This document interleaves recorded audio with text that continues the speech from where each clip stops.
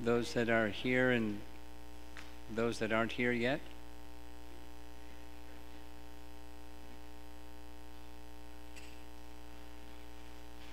I'm on the schedule to speak first, and I'll speak very little.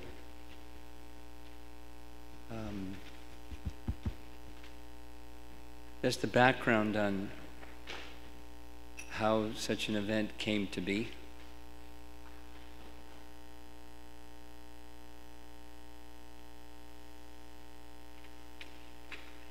Every year, our North American GBCs and temple presidents get together for an annual meeting, 3.5-day meeting, Texas, alternating between Houston and Dallas. And the North American GBCs meet a second time during the summer, because we just love meetings. We're addicted to those lovely things, meetings. And one of the things that I volunteered to do for those meetings is consider topics that our leadership should be addressing, speaking about, giving some thoughts to. So I've been doing that for a few years, particularly at our Chicago event.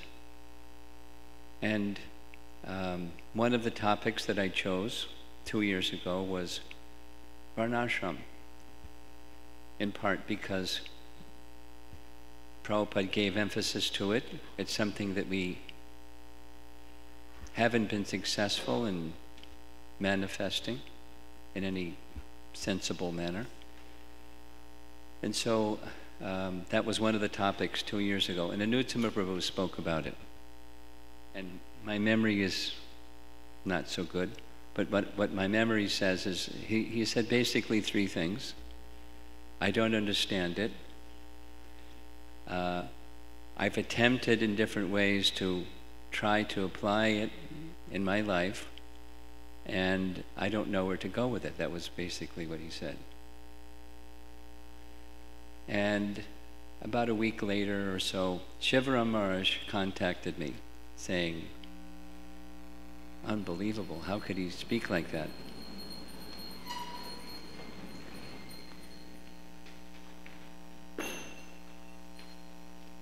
So then I invited him, if you would like, you can present something else on that topic the following year at our next North American GBC meeting, and he agreed.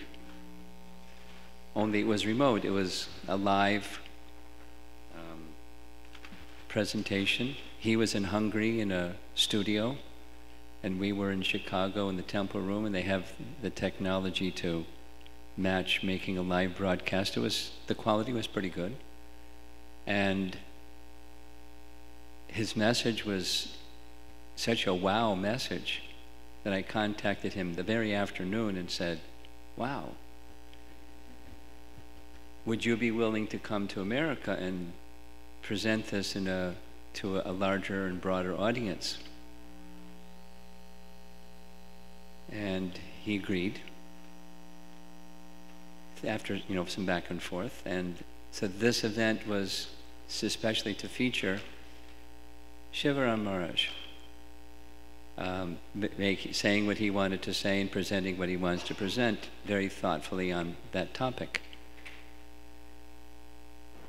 And then, so I got some ideas together and contacted a few people, and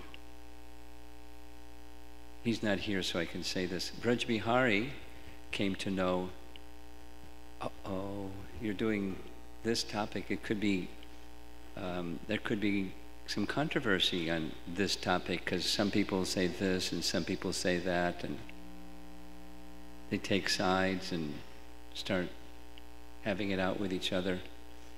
So I said, okay, why don't you be the facilitator? And then he had some ideas of having a balanced or a broad presentation. He made some suggestions and communicated to Shivaram Maharaj and complimented him for having taken his recommendations into consideration as part of his presentation.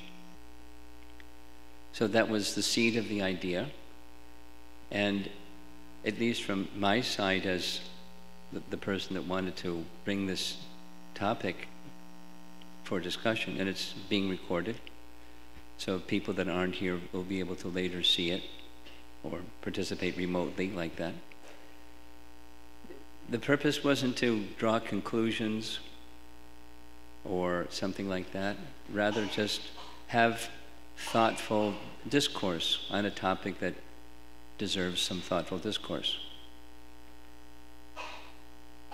And so different persons have been invited to help assist, like a balanced perspective on a topic that we haven't really done so well on, but which Srila Prabhupada indicated that he wanted. So that's the intent behind this event, how we got here, or how this event came to be. Unfortunately, some 3 weeks ago or so, Shivaram Maharaj let me know I may not be able to make it. I'm in South India, and I'm having a medical problem, and maybe I won't make it. And then okay, well, I'll see if there's some other arrangements. And then it got to be I'm in an ICU unit in a hospital, and with an infection in my leg, and I won't be able to come. The doctor said, no way. And so he's not here. But he figured out a way, even his medical condition being what it is, to make some videos. And it started 60 minutes, and then it became 90 minutes, and then it became 135 minutes on a topic that he's invested a lot of thought in. So the schedule that was printed doesn't include the final portion of what he's going to. We will adjust the schedule slightly so that the full 135 minutes of his recorded video, and there's PowerPoint presentations that go along with it, so they'll be made available. Some slight adjustments in the schedule. And similarly, back and forth with Devamrita Maharaj, because of course he's GBC here in Gita Nagari, and anybody that knows him knows that rural projects are something that's very dear to his heart. And he wanted to come, but it's the same weekend as the Ukraine festival that's going on, roaring right now. I don't know what the number is, but a few thousand of devotees. And he's been going there every year for some number of years, 15 years or something. So he is also going to make a presentation remotely. But connected to his presentation, he sent, probably you've received, those of you that registered, received a link for 2 films on the Amish community. The Amish community, for those of you that may not know, they're a very traditional type of organization that don't use electricity, and no motors, and no sewn clothes. I found this one out recently. They use pins and horse-drawn carriages and horse-drawn farm equipment and so on. And it's one of the things that we do regularly when we come to Gita Nagari. For the children, they go on a bus or some way to get to an Amish farm, and they're used to this, having people come and have them explain, this is how we live, the principles that we live by. And you'll be hearing in course of time, of this weekend, Varnashram means living off the land, living from what the land produces and the cow. Now, Varnashram means a social structure, but again and again, Prabhupada would speak of Varnashram in those practical terms. You'll hear much more of it, so I don't need to say too much. But Devamrita Maharaj is one of the reasons that this community farm project was purchased is because of the quality of the agriculture, land. And that's one of the reasons why the Amish quality of the land. So he's going to say something about that, and then you'll have the videos that you can download, and at your convenience you can view them, of the Amish people speaking about how they do what they do, the principles they live by, and so forth.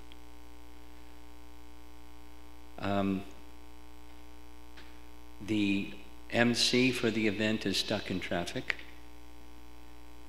Brajabihari Prabhu agreed to be the facilitator, MC, keep the flow moving very nicely, except he's not here right now. So we'll introduce him tomorrow morning, or maybe somewhere in the course of this evening's presentation. So, who's the controller of the, you check the sound? So this is Devamrita Maharaj, probably in New Zealand or something like that, in a studio and speaking to all of us on this topic. Om Jnana-Timirandasya Jnananjana Shalakaya Chakshurmilitam Yena Tasmai Shri Gurave Namah. Jai Shri Krishna Chaitanya Prabhu Nityananda Shri Advaita Gadadhara Sivasadi Gaur Bhakta Hare Krishna, Krishna Krishna, Hare Hare, Hare Rama, Hare Rama, Rama Rama, Hare Hare. I've been asked to speak on a topic that might seem not directly Krishna conscious, and some would say, well, what bearing could it have upon our Krishna conscious society?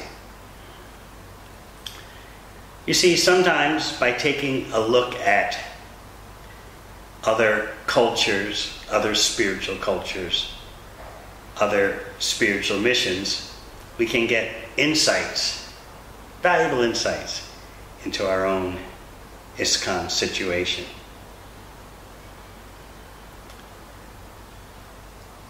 We're gathered here this weekend to discuss Varnashram Dharma.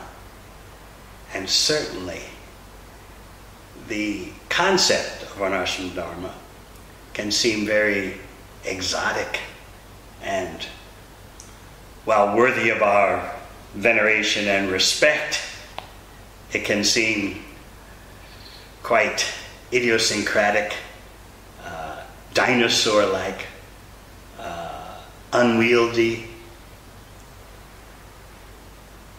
We can think that how could we ever apply such a system that is so contrary to everything that is championed in Western society in terms of values, in terms of lifestyle.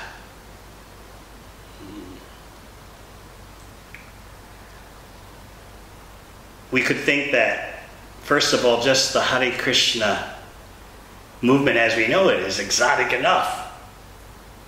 The dress, the Sanskrit and Bengali, so much of the external appearances can seem, even to our own members, as overwhelming and a barrier for newcomers to cross. Then add into the mix Varnashram Dharma, dividing society into occupational orders and social orders. Oh my God.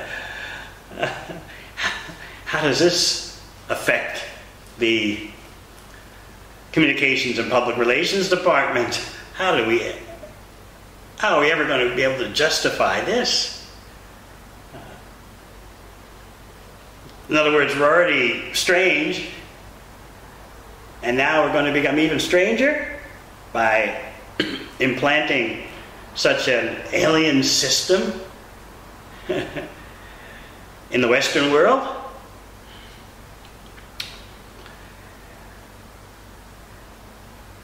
because Gita Nagari is located in an area with many Amish, I took an interest in the Amish and their ways, their culture, their setup. And shockingly, although we have differences with them, certainly, shockingly, I see an extraordinary example of how a spiritual culture or enterprise, as you might call it, so different from the USA, is thriving, despite all predictions of impossibility.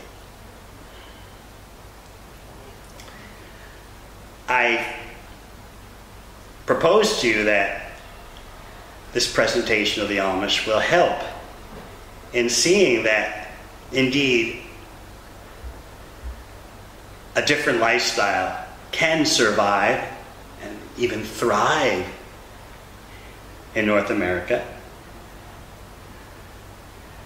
And even people can come to appreciate it, though they may not want to participate in it in mass, yet they could have some appreciation for the demonstration of a social system that works.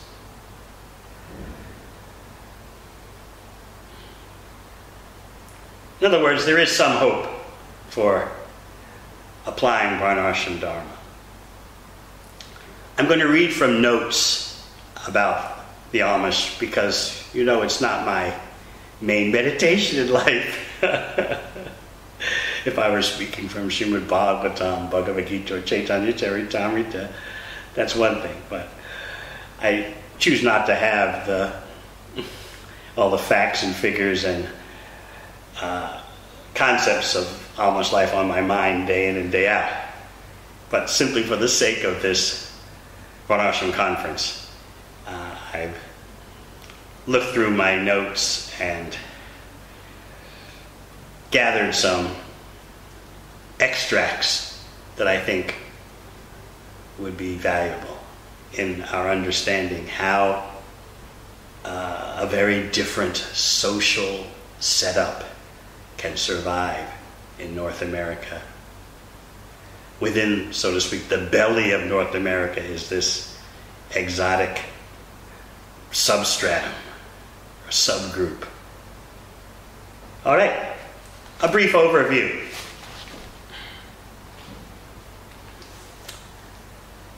The issue that fascinates people. How is it and why have the Amish an obviously and insistently, even stubbornly separatist and communal culture? How has that flourished within the USA, one of the most open and individualistic societies on earth?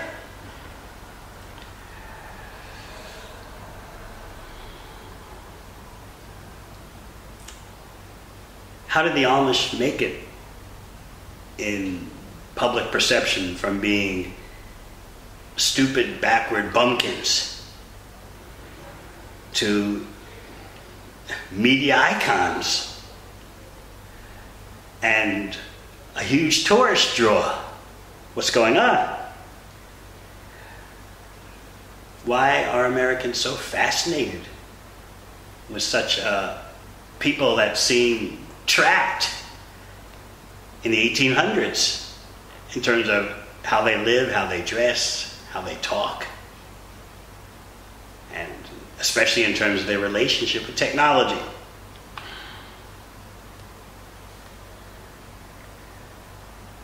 Let's look at their history very briefly. They started in Europe, Switzerland, Germany, the Netherlands, in the 1500s, and they migrated to the USA in the 1700s, 1800s. By the way, there are none left in Europe now. In the year 1900, there were just a few thousand Amish. Everyone predicted they'll die out because of their antiquated ways. Now, there are approximately 300,000.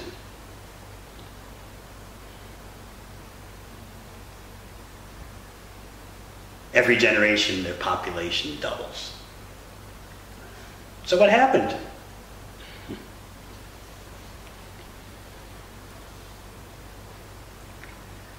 Where do they get their growth from? It's not from recruiting in the outside. It's very rare that someone from the outside will join the Amish world. Their growth comes from stable and large families. Having children ranging from 5 to 10. And then, not simply having large families, but an 85% minimum youth retention rate. The youth voluntarily choose when they're around 20 years old whether they're going to continue in the way of their ancestors or go freestyle. And it's amazing that in such a apparently antiquated group, so out of step with the American mainstream, minimum 85%, sometimes ranging, some calculations range to 93% of their youth voluntarily choose to take vows to continue in the Amish way for the rest of their life.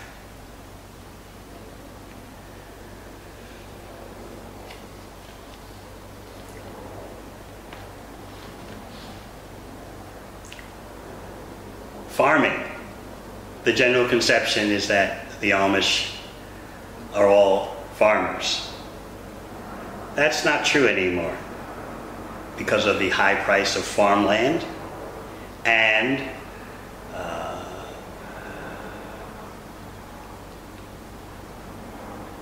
it's not that there's unlimited supply of land, so they've ventured into other work activities. But as a whole, the Amish are a rural people. That is a given.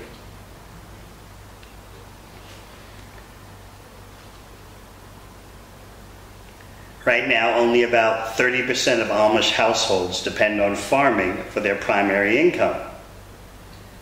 What else do they do? Small businesses, anything from manufacturing to construction. Most of those small businesses that they operate, they own. Some of the construction at Gita Nagari, for example, is done by Amish. And their dharma forbids them from charging more than what they think the job is ethically worth. So you can understand that Dhruva Maharaj Das and Parijata Devi Dasi are very eager to tap into that ethic because they'll get a quality job done for a very honest price. Are their businesses successful? There are some 12,000 Amish businesses across North America. Despite the famous Amish limitation on technology, generally these businesses are successful. Because, first of all, they have a huge family system to depend on, and they have a distinctive brand identity, niche market. Anything Amish has a kind of marketing mystique to it. Some businesses are generating several $1,000,000 a year. What about their school system? Until around 1950 or so, the Amish attended rural public schools. Then, in the countryside of the USA, came a massive school consolidation effort. And therefore the Amish resisted to the extent that they developed their own one-room schoolhouses. They have about 2,000 such schools with Amish teachers, and their children are educated just up through the 8th grade. The Amish schools focus on reading and writing in English and basic arithmetic. Their children don't attend high school or college. But bear in mind again, their businesses are generally successful, even to the extent of several $1,000,000 a year revenue. A common misconception is that the Amish suffer from technophobia. This is a gross misrepresentation. All Amish groups regulate various types of technology. What's common to almost all of them is no television, no internet access in schools or home, and no ownership of motor vehicles. They selectively use technology. The principle that guides them is avoiding technology that threatens the welfare of their families or community, and avoiding technology that promotes individual autonomy at the expense of the family and the community. The regulations on technology will vary from Amish group to Amish group. We'll talk about that later. They're like a decentralized Namhutta scene.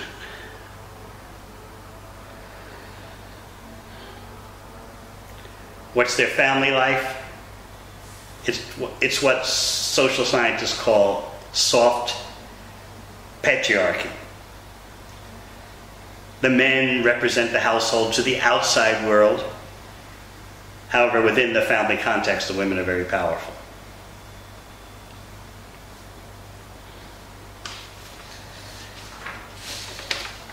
One aspect of family life that has been exaggerated by the media is when the children become 16, they're allowed to go experience the outside world, supposedly running wild. And then after immersing themselves in the outside world, they can make a choice. Do they want to become a part of the Amish life or not? If they choose to take part, they take their vows, their initiation vows, so to speak. The exaggeration is that most of them run wild for some years, drugs and other Kali Yuga activities, and then they some or other snap out of it and become part of the 85 to 93% youth retention rate. But no, the reality is that a small amount only go through the extreme experimentation phase. Most of the kids stick to their home life and their community life and make up their minds to take their vows as they make up their minds from within the community, not from without.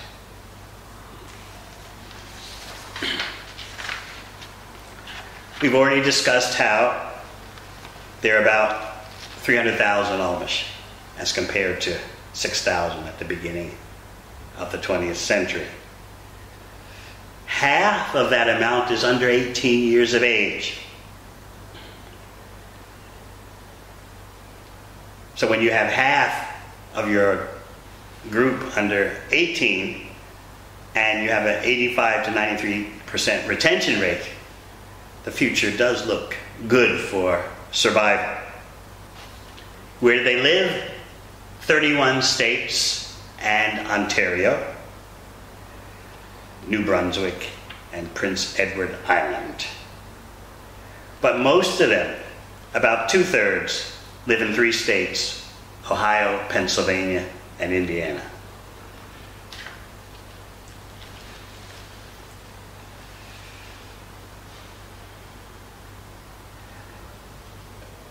They have what we might consider Nam-hut groups, clusters of about 20 families. And they form what's called a church district. Then those church districts, those clusters of 20 to 40 families, can sometimes informally, non-ecclesiastically, be part of what's called a church settlement, which has one or more districts. Large settlements have more than 100 districts. So they're about, in the Amish world, they're about 2,200 church districts and 509 different settlements. But we'll get into their social organization of their various groups later, because it's decentralized completely. Some of this information I'll be repeating because I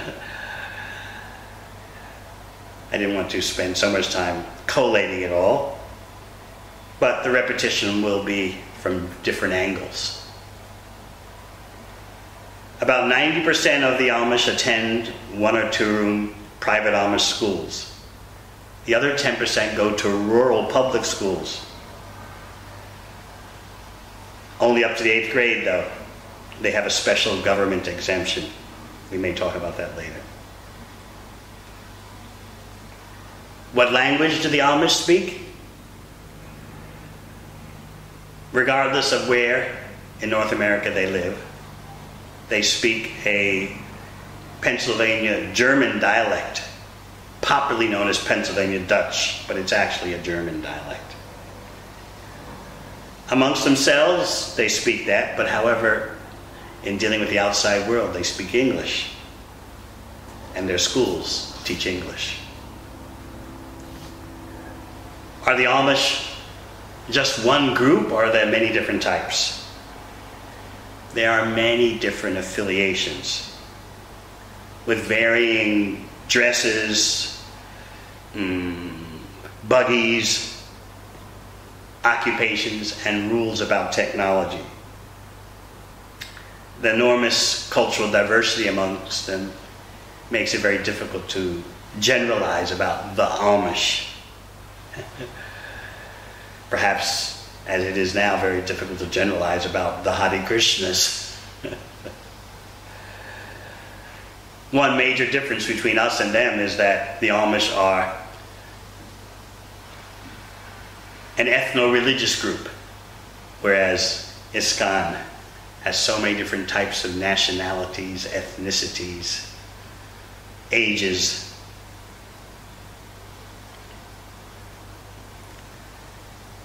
Do the different Amish groups have anything in common? They share certain practices. Use of horse and buggy for local transportation, rejection of electricity that comes from public utility lines, prohibitions against televisions and computers, and they all wear some type of distinctive old-fashioned dress, beards for the men. They all end formal education at the 8th grade, and they meet in homes for worship every other Sunday. There are no formal religious buildings. And they have lay religious teachers. Their religious teachers have no theological training. And finally, yes, still, They live in rural areas. We discussed about technology. That is a very important point. They modify technology to fit their cultural values. Their elders, their church district elders, meet and discuss if we adopt this technology or not, whether old or new. How will it affect our family life, our community bonds?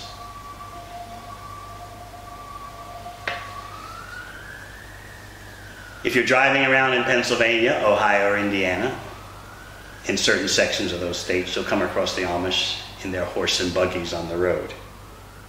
So why? Why horse and buggies? What's the big deal? You see, the Amish think that private ownership of cars would totally destroy their communities.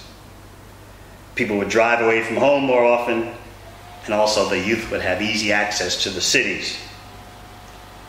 So basically, they fear the car will pull their communities apart.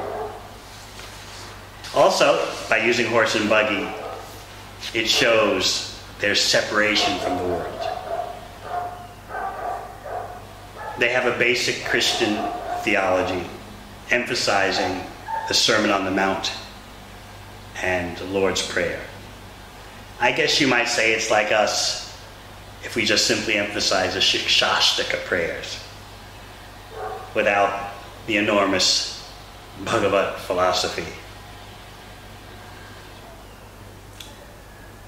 A prime aspect of their religious outlook is that they're just strangers in this world on their way to heaven. So therefore, why not minimize your interaction with this temporary world, this temporary home? Sounds a little familiar, yes? Minus our Yukta Vairagya principle.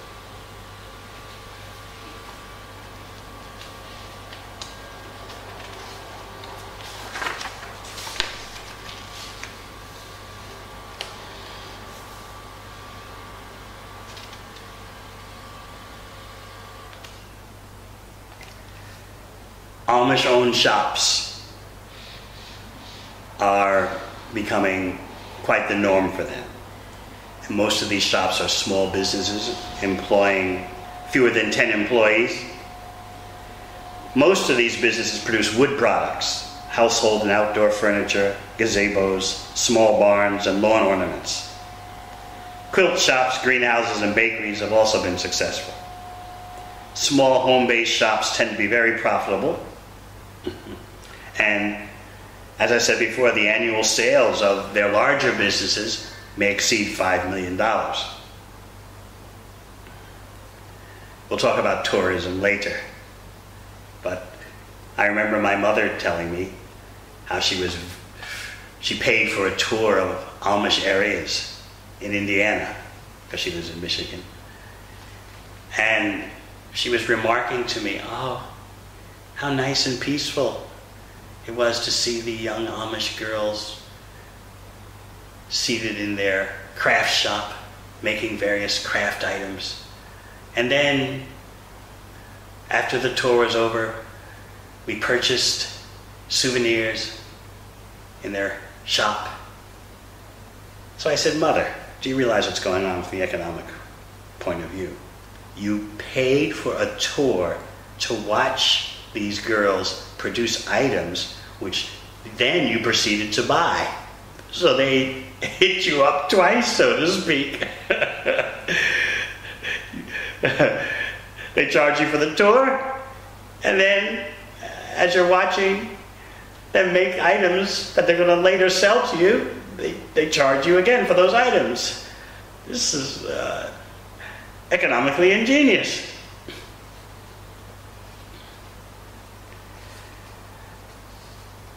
We talked about family size, how it is the large family that propels their population growth. And remember, that population doubles every generation because they have that enviable 85 to 93% youth retention rate.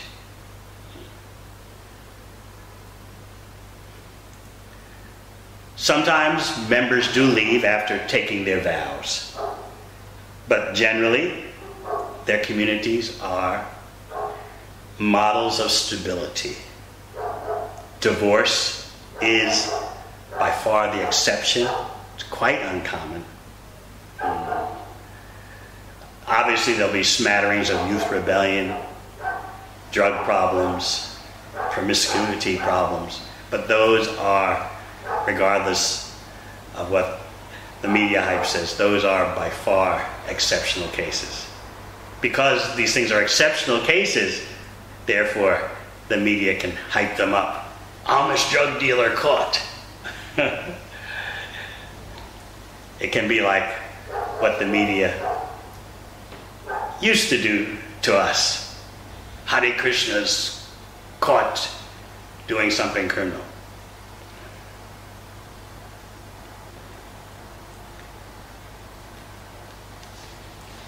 We can value the Amish because they've developed a remarkably stable society.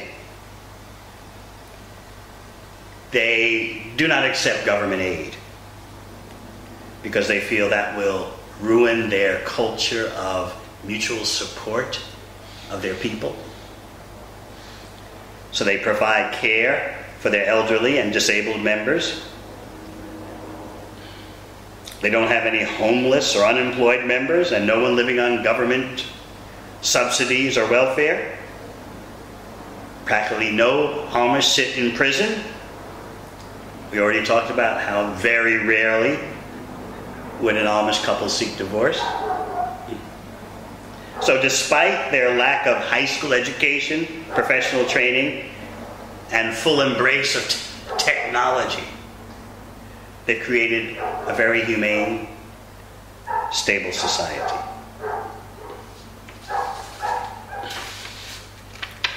What do they do for recreation? Their recreation focuses mostly on local activities involving nature. Sometimes the less conservative Amish groups will allow for their hiring a car driven by someone else, a non-Amish, to go visit far-flung relations or visit nature spots. Their main sport, however, what's called the national sport of the Amish, is simply visiting one another.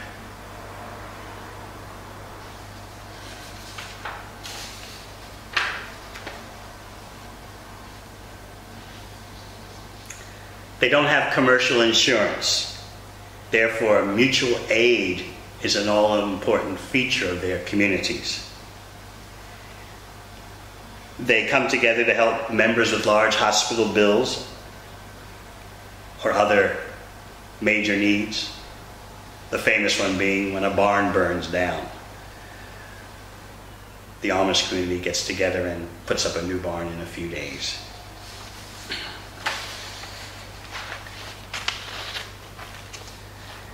What about regulations? All Amish groups expect men and women to wear prescribed clothing. Married men are expected to grow a beard, but not a mustache, and wear an Amish-style hat and vest. Women are expected to wear a head covering and a three-piece dress that usually includes a cape and an apron.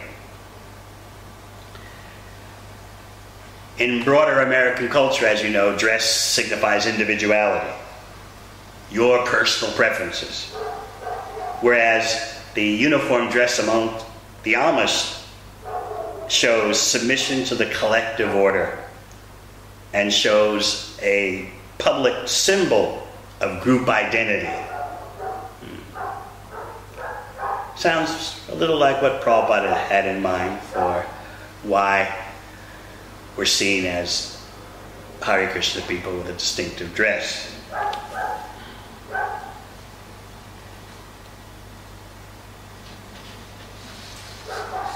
Each Amish community, congregation, negotiates with technology. That means decides how they're going to wrestle with various technological elements. So you'll find the ordinances or regulations governing use of technology will vary from community to community. Although I did mention some regulations that are common to all.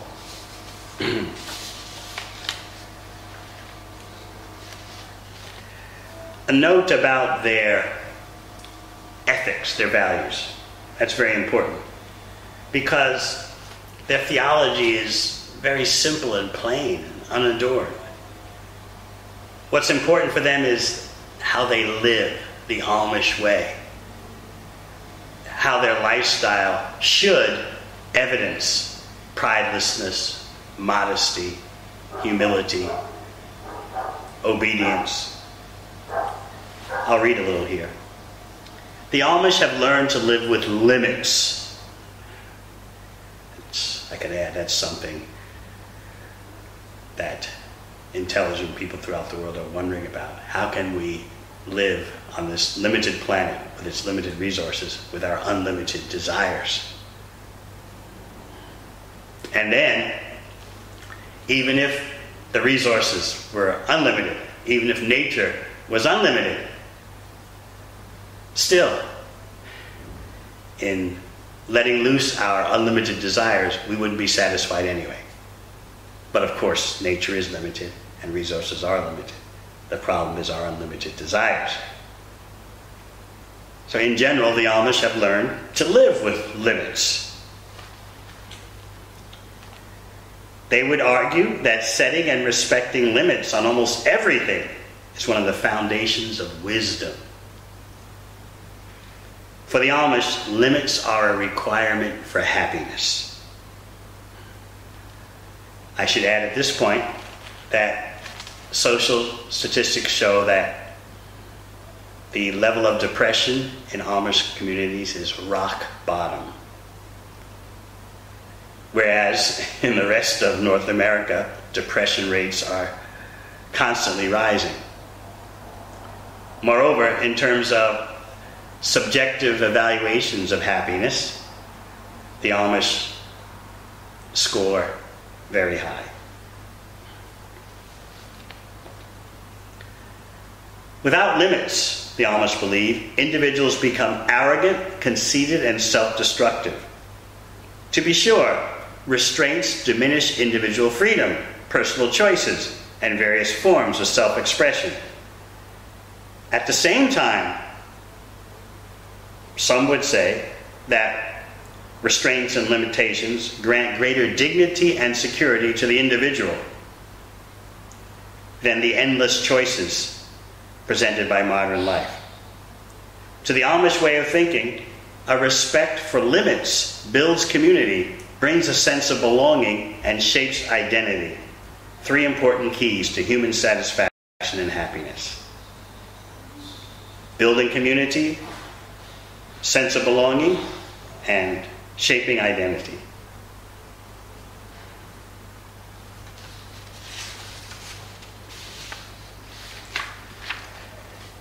We've discussed how many outsiders mistakenly think that the Amish reject technology. However, what you should know is that they selectively use technology or modify technology to fit Amish purposes. So they won't hook up to the grid to get their electricity, but they can use batteries. So you might say, well, what's the big deal? But their community elders have analyzed how far they want to go. They want to be the masters of their lifestyle in relation to technology, rather than technology becoming the master of their lifestyle. So they don't consider technology evil in of itself, but they think that if technology left untamed, it will undermine their very worthy and venerable traditions, as they see it, and accelerate assimilation into the surrounding society. Mass media especially would introduce foreign values into their culture. We may talk a bit more about that later, because it's easy to block out TV by not having one in your home, but how do you make sure a smartphone or an iPad doesn't infiltrate your household or cornfield? So many researchers have said that the greatest threat to the Amish is no longer the automobile, it's digital technology.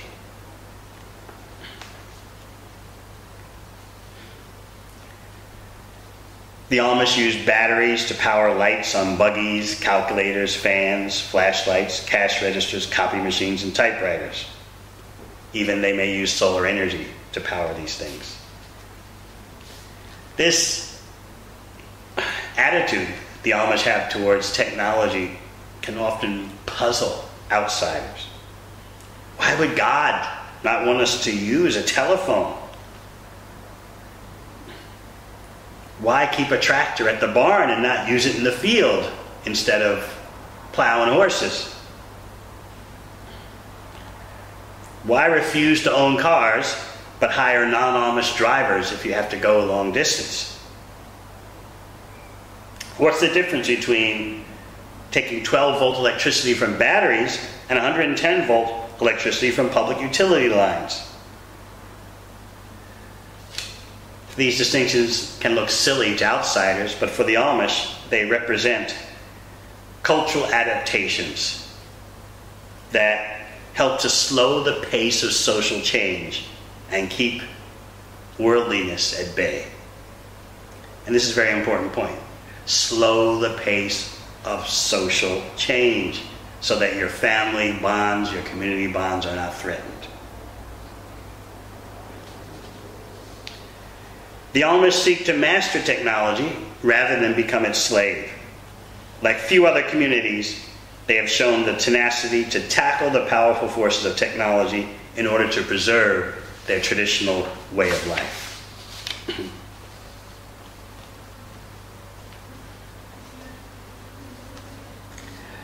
We spoke briefly about how the Amish are more concerned about practicing their faith than teaching formal theological doctrines.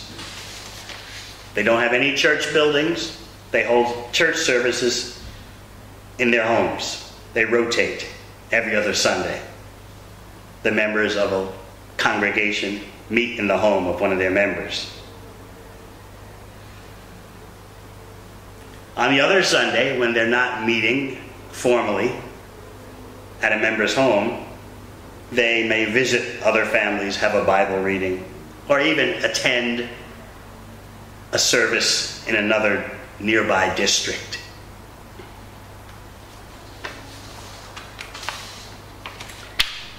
Their worship services ritualize many of the key values of their life and faith. Humility, community, simplicity, and yieldedness to God's will. Core values. Because remember, more important to them than theology is the way of life. Walking the talk. The theology is very simple. An emphasis on Jesus' Sermon on the Mount and the Lord's Prayer. The core value of their society focuses upon yielding oneself to higher authority. Sounds quite bad, doesn't it? And the Amish speak of giving themselves up to the church. They glorify self-surrender, submission, yielding to the will of God and to others, contentment, and a calm spirit. This is not culty in any way. It's simply the opposite of the bold individualism raging in the West that promotes self-interest at every turn in the road. Here is where Amish society most diverges from contemporary culture. The very marked opposition to the ever-increasing individualism, self-promotion, and self-interest that characterizes the Western world.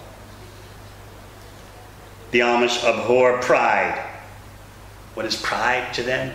Actions and attitudes that beg for attention and recognition. They focus on what they consider humility. So therefore, no showy clothing, wristwatches, fancy drapes in the home, no fancy ornaments on the harnesses of the horses. All that could signal pride. No cosmetics, jewelry, and no personal photographs. All these regulations are designed to prevent personal pride and the emphasis on the individual at the expense of the family and the community. The twin virtues in their communities are humility and obedience. Humility in the way that you have respect for others and respect for elders. Members are taught to obey those with authority over them. Children, their parents; students, their wives; students, their teachers; members of a congregation, their congregational leaders. Everyone's expected to obey the will of God as taught by the community.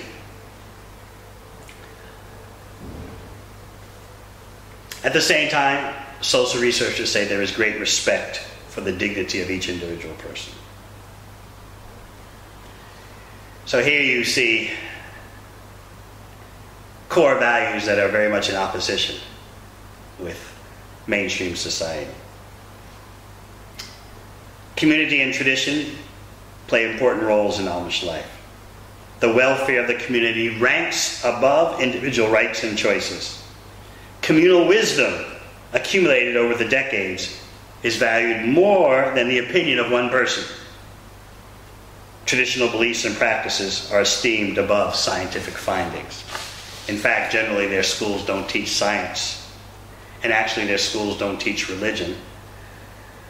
The day begins with the Lord's Prayer.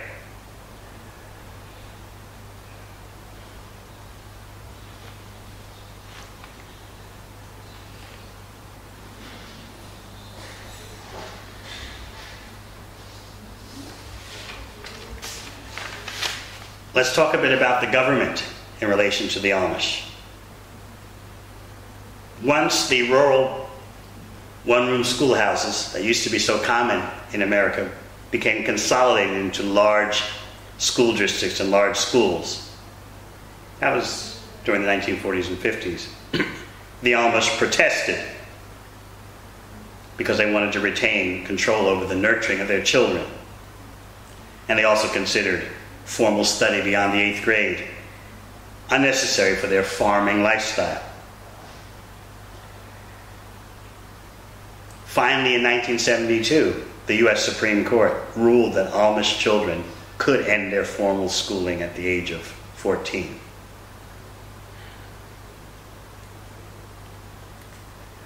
They also have exemption from military service, and they have exemption from Social Security. So in this way, they have interacted with the government and come out quite well.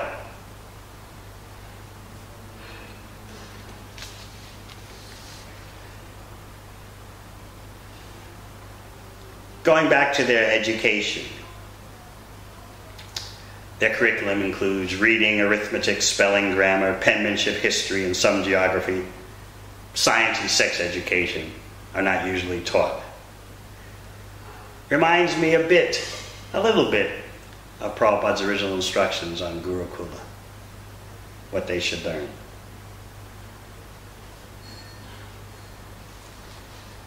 The classroom taught by Amish women, generally the one-room schoolhouse style, teaching several grades at once, emphasizes cooperative activity, obedience, respect, diligence, kindness, and the natural world.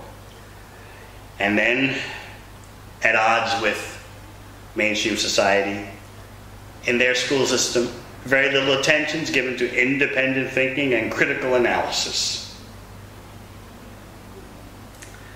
You may wonder, well, what's the outcome of the limited education that they get since they stop at the age of 14? Scholars say that the quality of instruction varies considerably across the different Amish congregations. In some communities, Amish pupils have scored very well on standardized achievement tests. But for the Amish, the real test of their schools is not how they compare in achievement tests with suburban schools, but how well they prepare Amish youth for success in Amish culture. Their schools play an important role in passing on Amish values, developing friendships, limiting exposure to the outside world, and preserving Amish culture across the generations.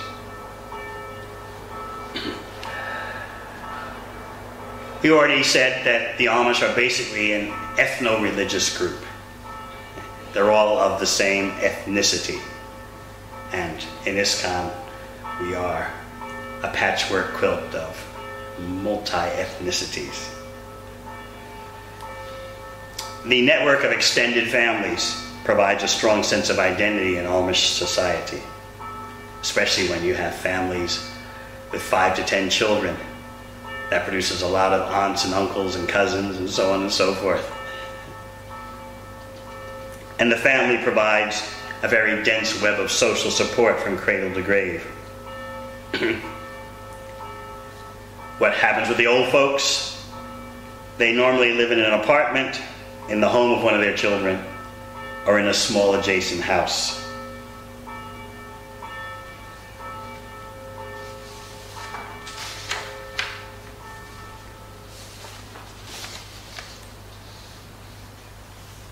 As much as possible, the Amish emphasize separation of church and state.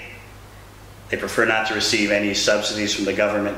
They won't serve on any government committees or commissions, but they will consult and cooperate with local officials. They generally avoid holding public office and engaging in political activism. They are allowed to vote, but their rate of voting is usually quite low unless a local issue that affects them is on the ballot. Some Amish communities in some counties, one county in Ohio and one county in Indiana, have become so abundant with Amish, they predominate so much that they actually can wield, if they want to, political clout because they're the majority. What about their leaders of the congregation? Remember, their congregations are like Nam-Hut groups, totally decentralized though. And those Nam-Hut groups can choose to informally, non-institutionally or ecclesiastically, relate to other groups in that way, form a settlement, which can be from anywhere near 10 groups to 1,000 forming a settlement. For national issues that affect all the Amish in the USA, they do have a national steering committee, but again, it's nothing institutional. It's kind of ad hoc, arising whenever they need to deal with the government on nationwide issues. None of their leaders have any theological training. Their most important credential is how they live a consistent Amish way of life. And they're not paid.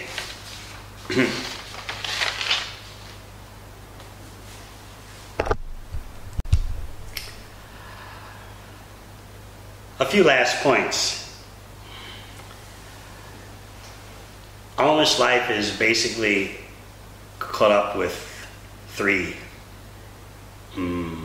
cornerstones. resistance to the outer world, adaptation to the outer world, and negotiations with the outer world. They're constantly undergoing this.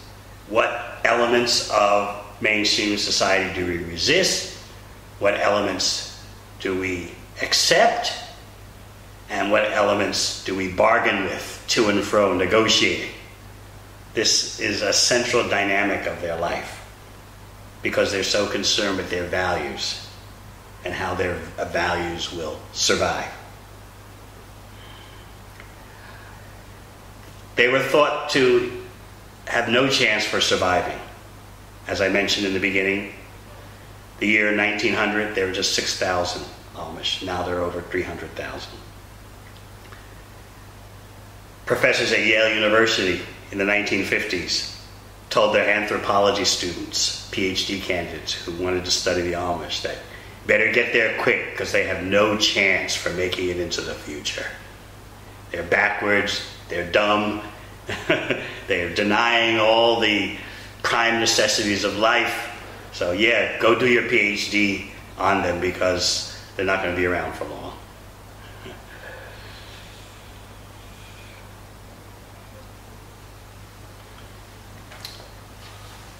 It pays to be different.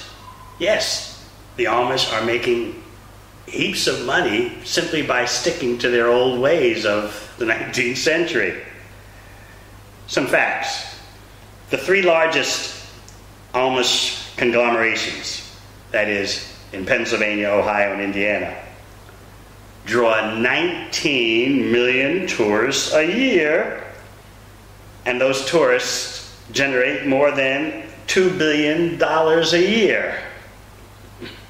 Not bad for being weird, huh? And having a completely different lifestyle and a completely different social system. Most of that money is spent in one county in Pennsylvania, Lancaster County. Most of that, $2 billion a year. As far as employment,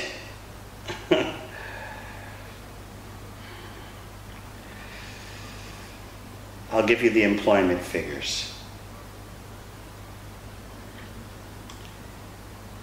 Overall, in the three largest Amish conglomerations, tourism employs 33,000 persons. In just Lancaster County alone in Pennsylvania, tourism employs 22,000 persons.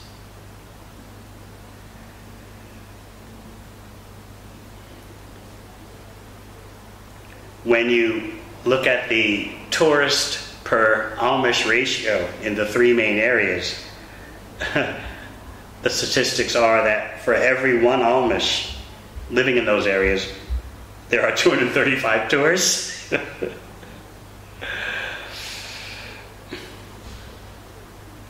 There's something about Americans that they want to see a holistic way of life, a stable way of life. In their cultural memory, perhaps you could say, is some longing for a simple way of life, a slowed down, unhurried pace of life. So they're paying to see that. In our studies of Varnashram Dharma,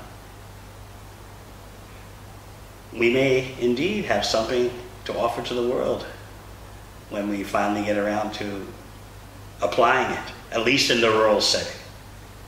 So I'm offering this information about the Amish simply to show that it's possible to be different and to survive and to thrive.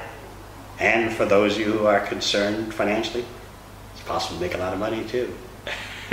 Most importantly, though, it's possible to pass on core values from generation to generation.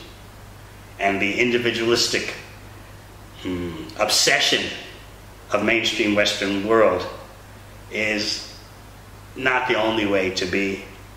And this group is demonstrating stability, wholesomeness, family integrity, in such an exemplary way, you'd have to say, that people are willing to pay to see it, and they become, instead of being perceived as negative and dumb and backwards and suffering from technophobia, now they become media icons. All right, thank you very much. Hare Krishna. So since he's quite familiar with the Amish community, at least in this area, maybe beyond that, I don't know. If there's anybody in the audience that want to ask some thoughtful question about lifestyle or their community or anything like that, please raise your hand and Dhruva will try to respond. Can we have one?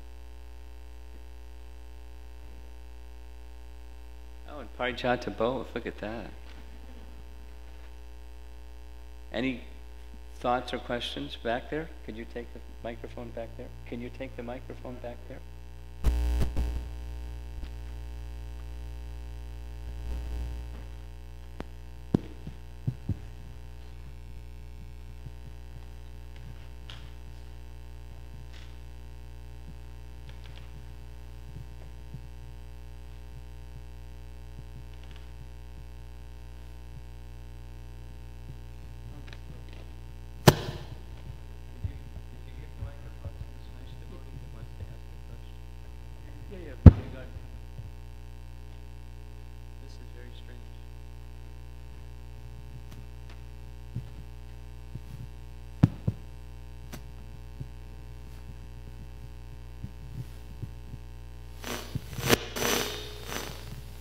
It's actually a comment.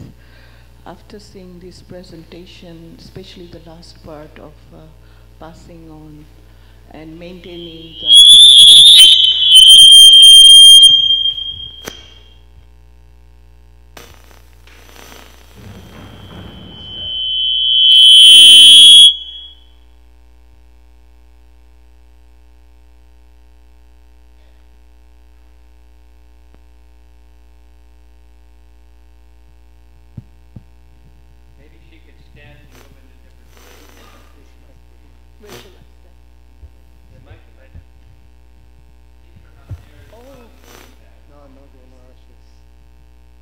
So what I remember, or something come to my mind, is that there are people that were transported from India to the continent of Fiji, Trinidad, about 200-300 years ago as prisoners. And I went to visit in Fiji, and I was amazed that the culture they have is actually, if you feel like 300 years backward from what India is today. And I recently found out that the Diwali that they celebrate in Trinidad is 7 days, or of course the whole festival is a month-long festival, but it's actually what we, personally I grew up in Africa, but it's a month-long festival and they still have that. So one of my goals is to go and visit Diwali in Trinidad among the Hindus. So the cultural values, how they passed it on to the family was through oral recitation of Ramayana and Mahabharata. And all the children were named after the characters of the scriptures. The amazing thing was, obviously, there was forced intermarriage, abuse, obviously no practice of religious ethics, anything. So through oral history, I mean through oral pastime of the scripture recitation, you will see that when there was some problem in political issue in Fiji, a lot of them immigrated to Vancouver, Canada, and Alberta is the biggest migration population from there, from Fiji. And they know the whole Ramayana, the elders, through memory in Sanskrit. And what they do still is they continue reciting about 10 days before Ram Navami, Diwali and Ram Navami. And I think it's 24 to 48 hour continuous recitation, non-stop, in Sanskrit, and many of them with memory, so it's like recitation of the Ramayana. So there is a Fiji temple, if somebody goes to Vancouver, you can, that's the only one I'm familiar with, is they do that. But then they have that in their homes. So the point is similar, that the cultural values, they are so sweet, humble, kind. These devotees, I mean, these people from Trinidad, the Hindus that I'm talking about, and same from Fiji. So when I went there, one thing that struck immediately was their body size, because in that island, they don't have growth hormones, it's all organic. So a 35-year-old woman would look like 12 to 14-year-old girl.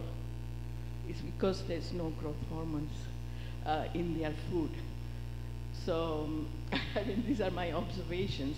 So I'm saying the aura, because of the restraint or constraint of external or practice, it was passed on through oral recitation of Ramayana and Mahabharata, and even now their children's name are still from the character of Ramayana. What to speak, obviously I think the wheat was not accessible, so now still their habit is to have white flour roti, white flour puris, but obviously lots of herbs to digest, like especially ajwain and ginger.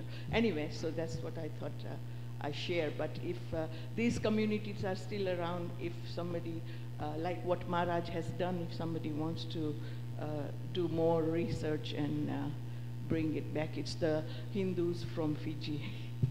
Thank you. Hare Krishna.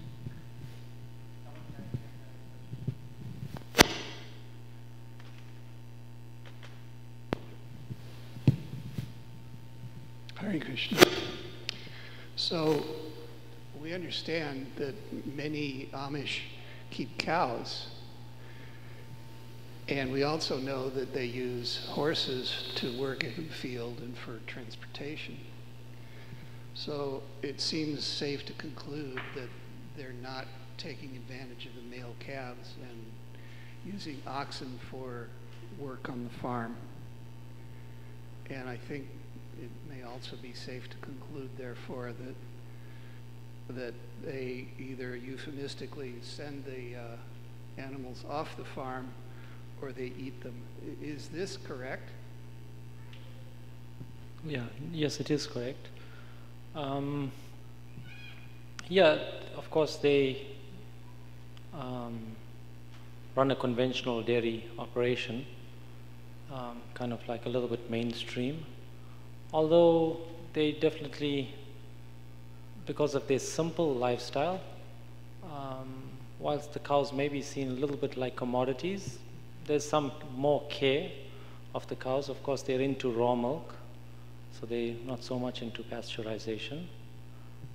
In terms of using the bulls as draft animals, I don't know the specific history as to why they're using the horses. Of course, we understand that the horses are a little more faster, which is why people are using draft animals or the horses as draft animals. But then it is very, very interesting that actually America was initially built on ox power. So, you know, when America was, railroads and things were first initially being built, all of them were built using ox power. It was only later on that the horses came, and, you know, the draft horses that eventually came. And mainly it was, I think, one of the main criteria was speed, that the horses could do things a lot faster. Can I just add something too? Regarding them sending their cows to slaughter, it's also, for me personally, something very difficult to understand, simply because they're so steeped in good moral values, good family values. They're so compassionate, they're so respectful, they're so loving, They're so caring, they're so selfless. Somehow, because the church ordains it, authorizes it, then it's considered an authorized activity. The whole meat-eating diet, essentially, is authorized by the church. They're very strong followers of the church. Incidentally, in a dairy operation in an Amish farm, they transitioned from storing their milk in milk cans in ice to move to a bulk tank, this kind of refrigerated bulk tank that is typical in every dairy. Was a huge church decision. It was a huge thing for them. Like maybe for us, I don't know whether we eat chocolate or don't, or whether, whatever. It was like a huge decision for them to transition from milk cans to bulk tanks. So the church, I'm told, in my interactions with them socially, when we sit and chat and some conversations come up around some decisions in their communities, play an extremely strong role. I remember we were looking into the model that Bhaktivedanta Manor follows regarding protecting part herds of other conventional dairies. So instead of running a full protected herd ourselves with an ISKCON, then we may go to a conventional farmer and help him transition to ahimsa practices. And maybe he takes 10 cows from his herd and he follows the ahimsa cruelty-free practices. So Sam and Emma down the road were one such family we were thinking, and we were thinking, oh, maybe he could, maybe go to Bhaktivedanta Manor and observe himself to see if he wants to do this. And he had to ask his church if he could get on a plane and fly. And of course they said no, so he couldn't do that.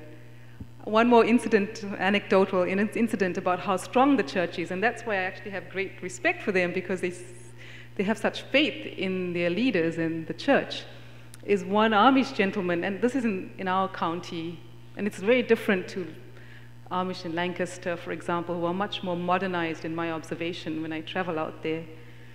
One Amish gentleman just got a little too worldly, that's the term they use, and he was interacting a little too much with the outside world and making a little too much money, so much to the point that the church requested him to cease his business at the point it was, although it was at its peak, and move back with his parents and just go back to the land and just farming and stop it was a furniture type business and a pallet making business. You've come with us on that visit to Sam.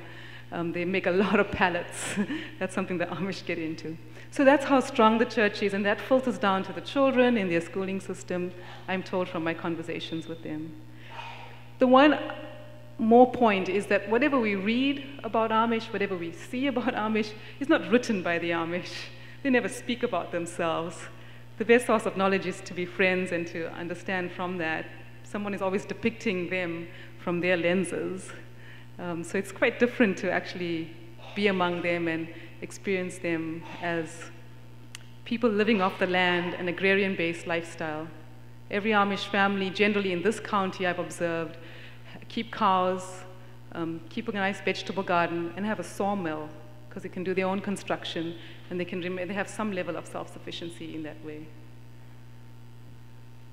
So I have a follow-on question. So we understand that they do actually live a very peaceful lifestyle with apparently a very low crime rate amongst their community. And yet, we understand that those who eat meat, eat cows particularly, can become very aggressive and become involved in all kinds of aggressive activities and war. So, how can we understand this? Sorry, I'm not sure if I follow your question. Well, basically, the Amish apparently live a very peaceful lifestyle. However, they eat meat. Oh, I see. Yes. And the result should be, one might expect, to be having some particular problem with crime, just like the general community in the world that mostly eats meat. How do we understand this difference? I actually don't know. It's maybe a question for Marge and Jed Vedaswamy. In terms of, philosophically, how come there isn't a reaction for all the cow slaughter that they do. Yes. I cannot understand that. I can say one thing, and Papa Driva wants to say something, is I had some Mennonite friends, and she's a midwife, really, so gentle. You're dealing with birth and another life. When you're on a farm, the cows are always giving birth. You see the affection between mother and offspring. But somehow there's this numbness. She said, I asked her, what did you do last weekend? She said, oh, we had our annual butchering. I said, what? I was a little speechless. And so basically all the ladies got together and one large cow was brought in and they manually, took her apart. But it was like it was almost like a harvest festival or something. There's this numbness to it, or there's some emotional block to what it means, and I don't understand that. I really don't. At the same time, they have all these other wonderful qualities. So I honestly don't know what and how they can almost switch themselves off to that aspect of their lifestyle. I'm sure that they are receiving reactions, but I don't know what to say about that. Why they do not receive reactions for their meat eating. Marsh, you want to? No. Just the emphasis they have on values seems to be some balance against that other mode of those lower modes of nature, balanced by the value of a higher way of life. It's got to go somewhere, though. That's your question.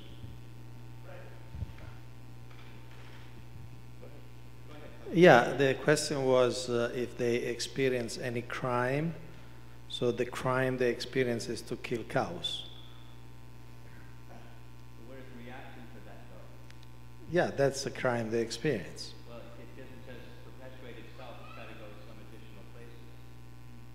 Well, like Mataji was explaining, it creates a certain numbness, a certain almost denial to the suffering of another human being.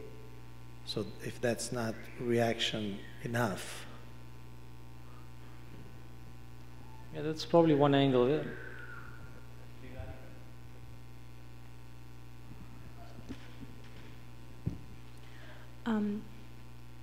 We see that the Amish have worked with the government to keep themselves out of the system. So whether it's schooling or Social Security, whatever, so their kids are, going to 8th grade, and then they have their own way of engaging their kids. They don't need to, yes, they don't need to send them to college to get jobs like how we do, because they already have a well-established economic structure where they can engage, the Amish people. So that's one model, and we're seeing that they're flourishing over the period of hundreds of years. And then on the other hand, there are the Hare Krishnas. We have our Gita Vairagya principle, and we're trying to be within the system, but not off the system. So two questions I wanted to request the Vaishnavas here to please explain. One, what is in the next 50 to 100 years, what is the hope for our Krishnas who are trying to follow the principle of Vairagya, but also a lot of contamination seeping in through sending our children to schools, other things. And two, what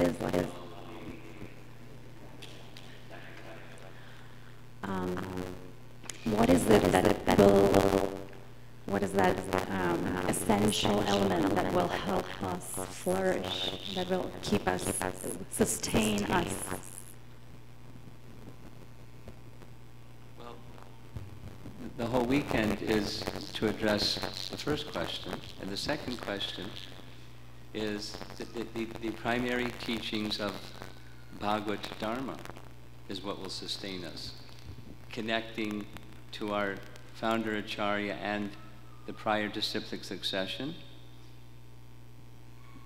Shrinvanti, Gayanti, Grananti, Sadhavaha is the primary means to sustain us over time. That time doesn't erode transcendence.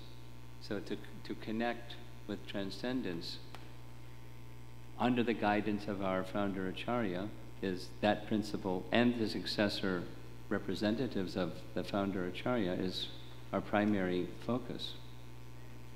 That's my response, Bhagavad Dharma. And part of this gathering this weekend is, in addition to, or flowing from Bhagavad Dharma, how are we to organize ourselves in terms of the resources of nature and in terms of our social structure? Exploring that topic. Vatsal would like to add something?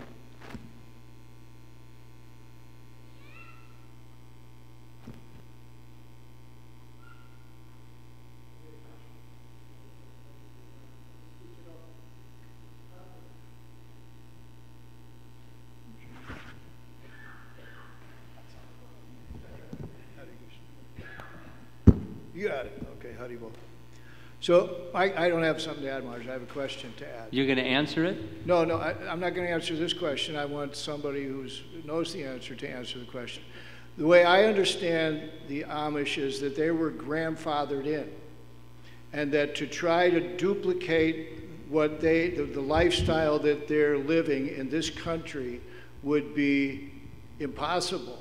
I mean, to duplicate what they're doing, to live, you know, with the carts and stuff like that. You know, it's just to not go to school, because they got grandfathered in, is from what I understand, and that therefore, because of the way their steadiness and their diligence in living the lifestyle, that now they have credibility where they can negotiate with the government even to be able to do a couple of things that Maharaj mentioned. But to duplicate that would be virtually impossible. Is that, do you have any information regarding that?